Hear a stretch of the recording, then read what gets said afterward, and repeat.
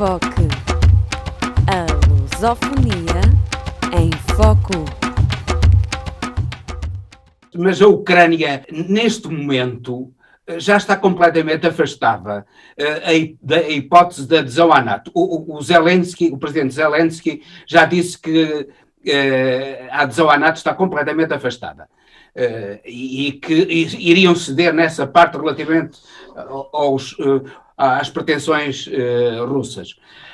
Agora, parece que ainda recentemente a Lituânia pretendeu acelerar a adesão à União Europeia. Vê essa adesão como viável? A adesão à União Europeia tem passado por turbulências várias que demonstram a hipocrisia dos dirigentes políticos. Os Estados Unidos começaram por ser contra a União Europeia, porque entenderam que num determinado momento esta União Europeia ia evoluir para um Estado federal, ia ter, como tem, uma moeda, e essa moeda, o euro, poderia entrar em competição com o dólar, e o grande negócio dos Estados Unidos é vender já dólares. Está, eu peço desculpa que já está em competição com o dólar, porque a própria Rússia, eu penso que eventualmente não acha que será uma das causas deste conflito, a própria Rússia já está a utilizar nas suas transações, que utilizava sobretudo o dólar como moeda predominante nas suas transações, cerca de 60%, neste momento já está a utilizar o dólar a 25% ou menos das suas transações. Acha que será também uma das causas deste conflito? Isso é chamada a moeda de troca internacional. Nós já tivemos os nossos cruzados, a nossa moeda já foi moeda de transação internacional, depois que foi a Libra, depois até a moeda holandesa, e, portanto, isso é uma vantagem comparativa tremenda. Mas essa questão da União Europeia, os Estados Unidos começaram por ser contra. Quando verificaram que conseguiam controlar, e conseguiram controlar a União Europeia como? Com dois funcionários tenebrosos em termos de apreciação mundial, que é a Margaret Thatcher e o Tony Blair, que estiveram na União Europeia para introduzir todos os cavalos de Troia que a União Europeia não necessitava, que foram todos aqueles países que não tinham condições, em termos da Carta da União, a Hungria, a Polónia, a Bulgária, a Roménia, esses países, introduzi-los a passo de ganso na União Europeia, no sentido de a dissolver e a enfraquecer. Quando esse trabalho sujo terminou, é curioso que os ingleses, que funcionam sempre como impedidos dos Estados Unidos, os ingleses saíram da União Europeia. Os ingleses são a Bielorrússia dos Estados Unidos. Os ingleses saíram, fizeram o Brexit, o trabalho estava feito. E, portanto, neste momento, os Estados Unidos estão interessados. Esta União Europeia serve-lhes perfeitamente, porque está completamente minada por esses grupos. E podem entender que a adesão da Ucrânia já não altera significativamente a situação. Isto é, a Ucrânia seria hoje em dia um fardo que nem os Estados Unidos nem a própria União estão dispostos a pagar em conjunto, estão dispostos a sacar dinheiro, porque não, já agora só voltando, não há nenhum empréstimo, não há nenhum oferecimento, não há nenhum bem oferecido dos países europeus e dos Estados Unidos à Ucrânia. Isto é, as armas que foram para a Ucrânia vão ser pagas. Vão ser pagas em petróleo, vão ser pagas em gás, vão ser pagas em trigo. Os mísseis que para lá foram, todo esse equipamento, os ucranianos vão pagá-lo com língua de palmo.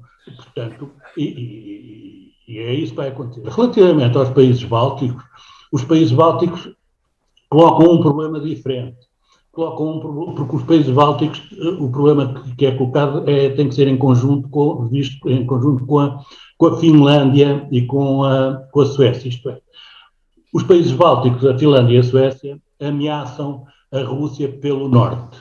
E daí que a Rússia possa pôr grandes entraves à entrada, que podem não justificar mais um conflito ali assim. Porque também fala-se muito no esgotamento das capacidades militares da Rússia, mas também vai haver um esgotamento das capacidades, já, um esgotamento das capacidades militares da NATO, entre comas, nesta fronteira.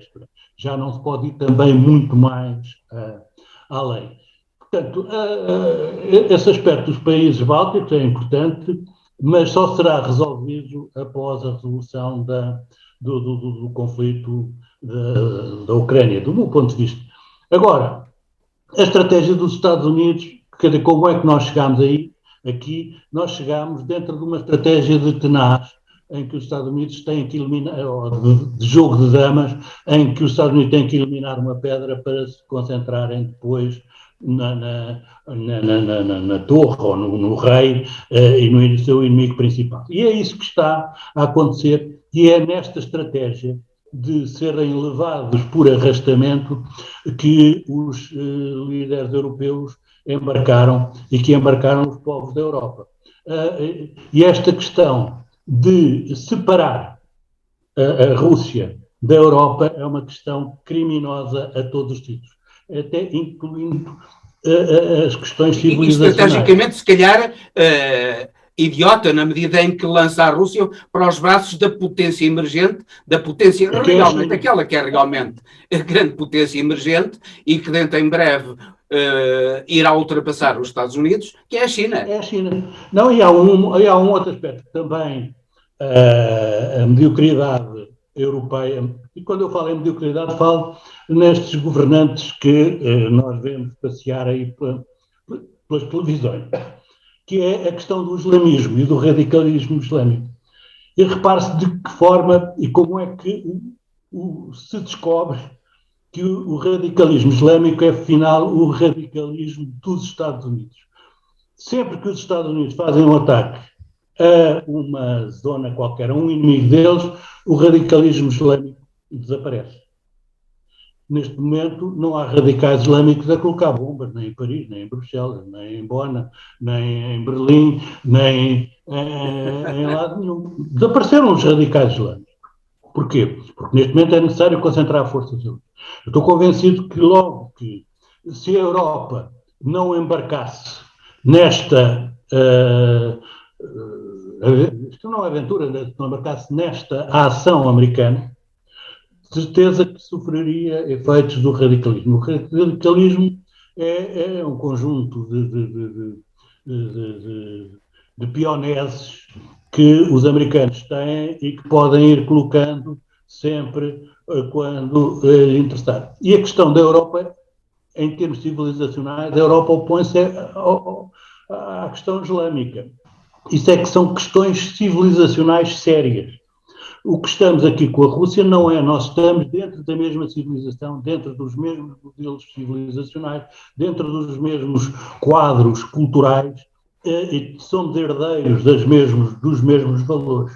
E, portanto, nós estamos nesta guerra com a Rússia, numa guerra civil europeia, travada por conta dos Estados Unidos. Mas curiosamente... Eu posso ser acusado, e tenho sido acusado, de anticomunista primário, anti-americanista primário. A mim só me aborrece o primário, porque eu não sou nada nesse aspecto, não sou anti-primário. Mas conheço, mas também não me inibo de analisar os factos de acordo com aquilo que eu penso e daquilo que eu conheço. E essa luta contra o radicalismo islâmico dos Estados Unidos parece que agora se mudou. A luta contra os radicalismos não é só islâmico, mas a luta contra o radicalismo do Maduro na Venezuela e a luta contra o radicalismo do Irão de Khamenei parece que agora se moderou. Já não é tão intensa. Não, isso é a evidência contra os chamados moralistas, os maximalistas da moral, que nada do que se está a passar tem a ver com a moral dos bons e dos maus. Tem a ver com interesses puros, simples e duros. E de maneira que dizer o mau é o Putin porque invadiu uma nação, um Estado, um povo que tem direito à sua liberdade, à sua integridade. Todos os povos têm, o primeiro dos quais é o povo da Palestina. E deixou de ter. Mas todos os povos têm esse direito. Isso é um direito adquirido, é um direito reconhecido. O problema é entre ter o direito e ter a efetividade do direito, ter a capacidade para ter esse direito. Quem não tem... eu outro dia escrevi sobre a questão de quando os atenienses invadiram a ilha de Mélio, e isto é relatado por Tucídides. O general ateniense, quando cercou a ilha, disse aos habitantes: vocês têm duas hipóteses, é combater, lutar e morrer, ou é renderem-se. E eles disseram assim, os mélios: nós vamos lutar e combater. Ele disse: ficam a perceber que quem pode faz e quem não pode sofre as consequências. É sempre neste jogo que tem que se analisar, até em termos militares, as decisões. Isto é, o presidente da Ucrânia, que é ao fim e ao cabo, alguém colocado por outros interesses, decidiu ir para a guerra a todo o custo. Ele tem que pagar as consequências dessa decisão. O problema é que não é ele que paga, o problema é que é o povo, não é? É que é o povo. Agora, há uma outra questão, aliás, o aventureirismo dele, ou o aventureirismo dele, ou o aventureirismo americano dele, no dia 19 de fevereiro, uns dias antes da invasão, ter dito que levaria armas nucleares para a Ucrânia. Isso trata-se de uma autêntica provocação, quer dizer, é chamar à guerra, não é? É fundamentalmente tudo isto se desencadeia dentro daquele princípio de que se eu tiver portanto é um princípio mafioso. Se eu for fraco, mas tiver um padrinho forte, eu posso falar alto com os outros. E, portanto, ele julgava que tinha um padrinho forte, e tem, e, portanto, permitiu-se ameaçar os outros. Parece que ele agora queixa-se de que o padrinho, afinal, também lhe roeu um bocado a corda e deixou-o pendurado à porta. E é neste pé em que ele agora diz que já fala com o Putin, já fala com toda a gente. Mas isso... E os ministros dos negócios estrangeiros falaram ontem, não é? Foi? Não resultou em nada.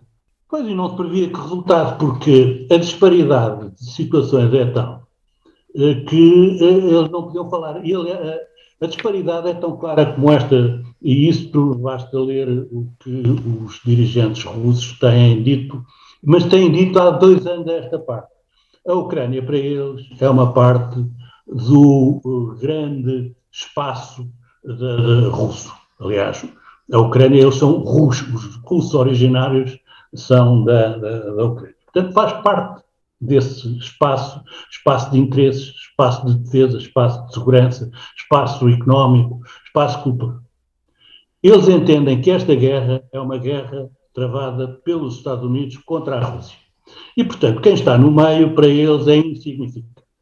Daí, e tudo em política tem traduções, as imagens traduzem intenções, daí o comprimento da mesa com que o presidente da Rússia recebe o presidente da União Europeia, Macron, que até se tratam por tu pessoalmente, mas o colocam a uma distância enorme. Aceita recebê-lo, mas põe-no a uma enorme distância, porque não é com ele que ele quer tratar dos assuntos. Mas curiosamente não foi essa a distância a que ele colocou a senhora Marine Le Pen, nem o senhor Salvini, nem nada disso. Não. Ele sabe exatamente o que está a fazer. E sabe porque é que lhe interessa, porque é que aos russos, neste momento, ao poder russo, e o poder russo não é o Putin, lhes interessam essas alianças com a extrema-direita, porque as alianças, a extrema-direita europeia é, em princípio, exceto o caso aqui do nosso pateta local, é nacionalista. E sendo nacionalista, o que quer dizer é que vai tendencialmente retalhar de novo a União Europeia pelos Estados. E retalhando a União Europeia, é óbvio que isso favorece a posição da Rússia. Mas isso portanto, é claro e é perceptível. Isto não tem nada de ideológico. Tem a ver com a gestão de interesses e de alianças. E, portanto, não tem a ver com os bons nem com os maus. Porque o Putin leu claramente o Príncipe do Maquiavel, todos, e a maior parte das pessoas terão lido. Dessas pessoas, alguns, outros não. E, portanto, o Príncipe age de acordo com interesses e de acordo com as suas forças. E a primeira ação, e isso é do Sun Tzu, que um príncipe em guerra deve desenvolver, é ganhar uma guerra sem combater ou combater ao mais baixo nível de violência possível. E é isso que está a suceder neste momento na Rússia, na guerra da Ucrânia. É que há muitas... os analistas divergem muito, são muitas as análises sobre a estratégia da Rússia. Pode-nos dizer qual é... por exemplo, as agências de comunicação russas dizem que 80% do exército, das forças armadas ucranianas já estão completamente neutralizadas. As agências de informação ocidentais dizem que os russos estão a sofrer enormes perdas, generais a morrer, tanques a ser destruídos, os tanques de uma coluna de 65 km já foram destruídos, etc, etc. É isso que está a passar no terreno. Mas, por outro lado, temos a situação terrível de Mariupol, onde a fome já se está a sentir. Qual pensa que é a situação real no terreno neste momento? Qual a sua análise? Eu penso que o exército ucraniano e as forças ucranianas, as forças populares ucranianas, têm conseguido retardar o avanço dos russos. E têm conseguido fazer duas ações que me parecem muito importantes. Uma é serem relativamente eficazes contra o chamado apoio aéreo próximo. O apoio aéreo próximo é aquele que se realiza até aos 1.500 pés, 300, 500 metros, que é feito com helicópteros e com aviões a baixa altitude, que é aquilo que protege as colunas blindadas. E aí há notícias de vários helicópteros atingidos por mísseis antiaéreos e vários aviões. Eu quero dizer que depois as forças em terra têm mais dificuldade em avançar e são sujeitos a emboscadas com mísseis, etc. E, portanto, o avanço tem sido relativamente lento. Acredito que é provável que as forças russas tenham e sofram baixas relativamente pesadas. O facto de majores generais morrerem em combate é típico também da organização militar russa, em que os comandantes combatem à frente das suas tropas. Até um pouco como nos cossacos. E eles mantêm. O outro aspecto é que os russos estão a utilizar a sua tática de combate, que é também conhecida. Avanços para cerco, portanto, cercarem povoações, cidades, e estrangularem essas cidades no cerco, portanto, pelo facto de não terem abastecimentos e não terem condições de vida, até obrigarem à rendição. A questão de destruição de equipamento e de infraestruturas de utilização militar e civil é perceptível porque, tanto quanto se sabe, esta primeira vaga de tropas russas utilizou armamentos relativamente antigos. Aquilo que eu vejo são carros de combate dos anos 80, 90, os T-80 e os T-90. E eles têm, hoje em dia, já outras viaturas e outros meios mais sofisticados, mais eficazes, mas que não têm sido vistos ainda nos teatros de operações. E o que quero dizer que o armamento que está a ser utilizado na questão de Mariupol e noutras cidades são armamentos ainda não guiados, o que quer dizer que são pouco precisos e têm grande possibilidade de atingir alvos que não são aqueles que estão previstos. Também não sei até que ponto é que os sistemas de satélites do russo, portanto... Sim, que neste momento é uma... Portanto, aquilo que em tempos chamou a Guerra das Estrelas, qual a utilização da chamada Guerra das Estrelas aqui neste teatro? A primeira delas é através dos sistemas de posicionamento, de geolocalização, aquilo que no Ocidente nós designamos por GPS, portanto, que é um conjunto de cerca de 32 satélites que, por cruzamento de dados, dá localizações muito precisas e que serve para o guiamento das armas. Os russos têm um, os chineses têm outro sistema, e nós aqui, os europeus, curiosamente, não temos nenhum. Temos o dos americanos. O sistema que teve previsto dos europeus, que era o sistema Galileu, nunca foi desenvolvido. Isso quer dizer que os russos podem ter algumas dificuldades também na gestão deste tipo de equipamentos que dá a geolocalização, e isso é muito importante. Daí, nós quando vemos os soldados, até agora os soldados portugueses têm todos uma câmarazinha de televisão no capacete, isso permite localizá-lo sempre. Os russos não têm, é por isso que aparecem soldados russos e viaturas russas isoladas e que são depois aprisionadas pelas populações e até pelas tropas ucranianas. Portanto, agora, o gap, a separação do desnível de forças levará a curto prazo a que os russos tenham que desencadear uma ação decisiva. A outra questão que se me coloca é a questão do impacto da guerra na própria Rússia. Essa é que é uma gestão muito complicada. Nós aqui em Portugal conhecemos bem esse tipo de problema, de situação, como os americanos também conhecem e conheceram do Vietnã, que é até que ponto é que a retaguarda, de onde saem os combatentes e de onde saem também os recursos para as forças, não é? Recursos financeiros, desgaste económico, dificuldade, até que ponto é que a sociedade russa vai suportar a guerra. Isso é uma outra questão que vai mexer com a possibilidade de alterações do regime.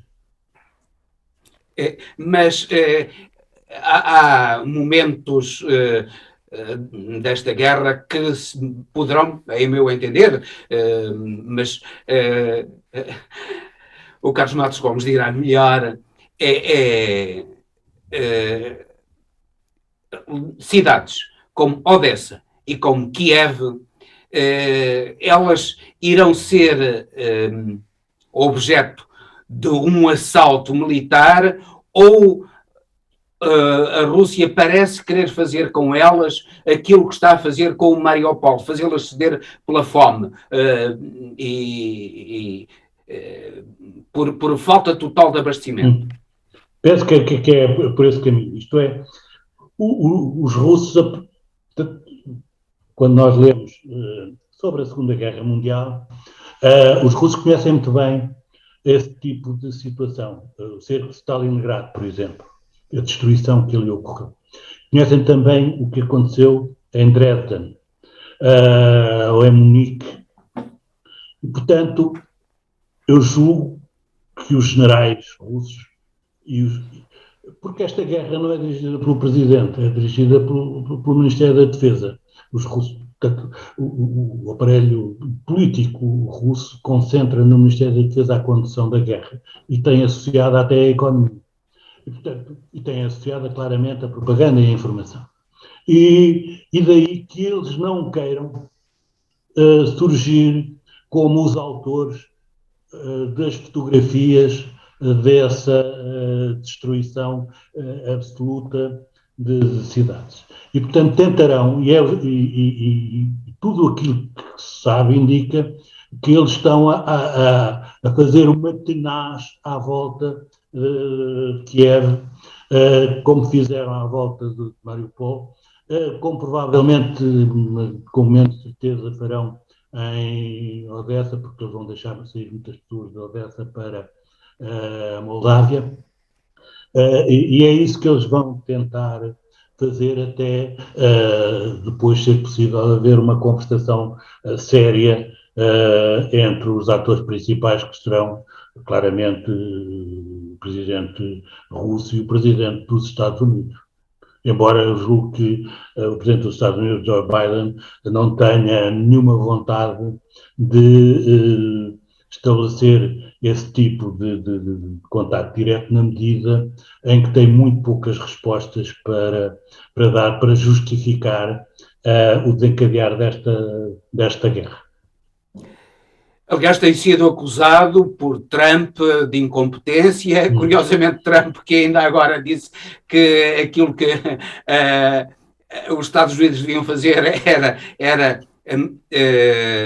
disfarçar aviões americanos de aviões russos ou chineses e bombardear a China, chegamos assim. Mas inclusivamente o canal de televisão ABC já demonstrou que a insanidade da atuação dos americanos e os interesses que estão por trás disso, e a atuação dessa senhora Victoria Nuland, tudo isso, os próprios Estados Unidos, não só um problema interno dos russos, mas há também um problema interno dos Estados Unidos de sustentação desta guerra, porque a opinião pública americana também começa a perceber que os Estados Unidos estão a ter um papel essencial e são eles os incentivadores desta guerra. Eu conheço dos americanos, fala-se muito na opinião pública americana. A opinião pública americana não existe. Os chamados jornais de referência, quer na costa leste, quer na costa oeste, são lidos por uma elite relativamente reduzida. Para os americanos, a opinião pública é quanto é que os depósitos bancários deles rendem. Isto é muito significativo para os reformados, os pensionistas e para os investidores. Isto é, a bolsa está a subir ou está a descer? Isso é que é importante. O emprego está a subir ou está a descer? É essa a questão. A opinião pública dos Estados Unidos não se preocupa com os 40 milhões de americanos que vivem abaixo do limiar da pobreza. São cerca de 10% da população. Portanto, a questão a chamada a cintura bíblica não funciona, tem uma opinião pública que remete tudo como a iurde para um salvador. Portanto, a questão da opinião pública americana manifestar-se-á quando jovens americanos começarem a morrer num determinado sítio. Foi o que aconteceu no Afeganistão. Aí é que a opinião pública se preocupou, nunca se preocupou com a razão da guerra no Afeganistão, bombardeamentos, nunca se preocupou com nada.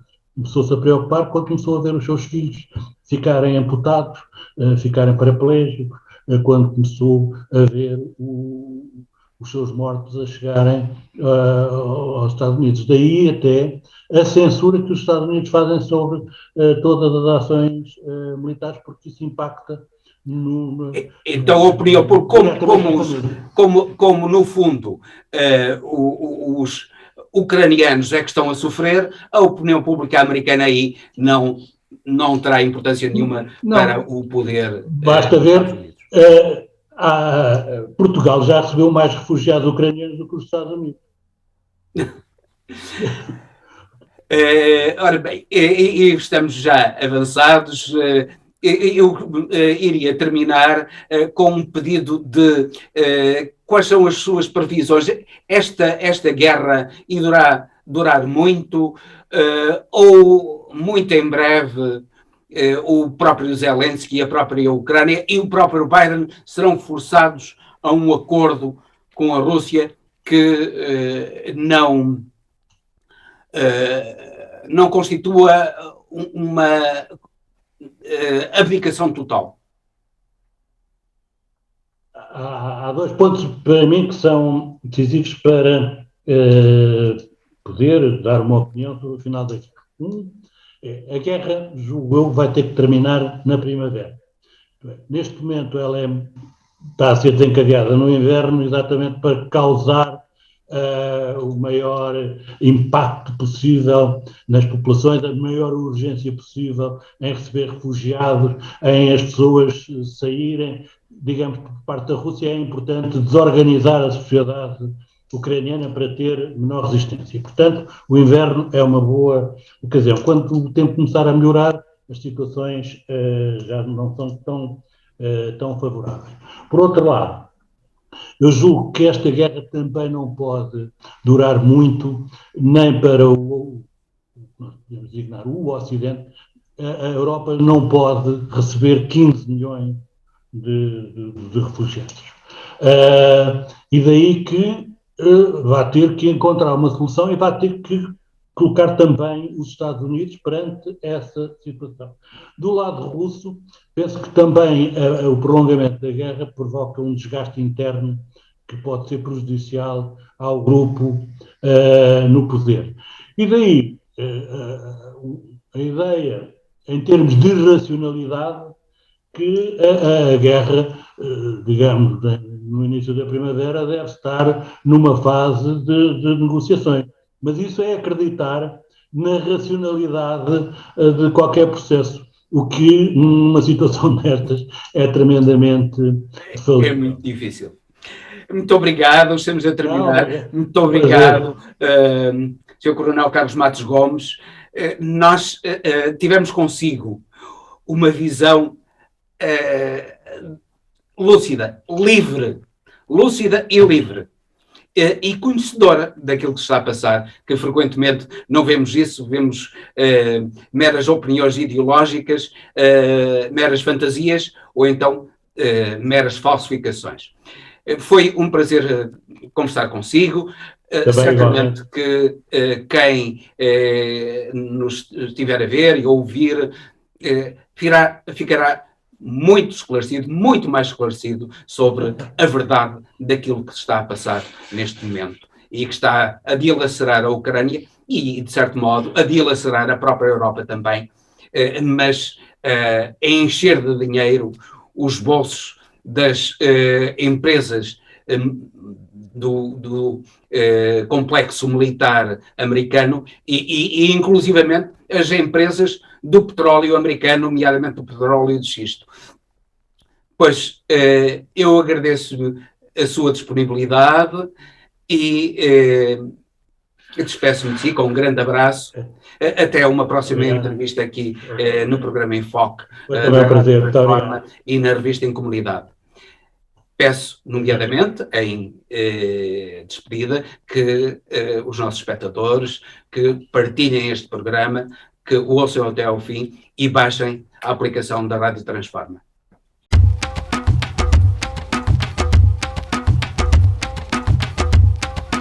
Enfoque. A lusofonia em foco.